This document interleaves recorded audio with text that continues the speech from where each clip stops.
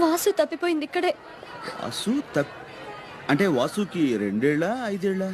25 ఏళ్ళు. 25 ఏళ్ల బడుద్దాయి వెధవ. ఇదిగో వాసుని వెధవా గిదవా అని ఇంకొక మాట అన్నావంటే అన్ను. ఇంతకీ వాసు గారు ఎవరు? నేను వాసు కాబోయే భార్యాభర్తలం. భార్యాభర్తలం. ఓహో, నీ స్టోరీ ఏదో చాలా ఇంట్రెస్టింగ్ గా ఉంది. లెంగ్త్ ఎక్కువ పర్వాలేదు, కొంచెం డీటెయిల్డ్ గా చెప్తావా?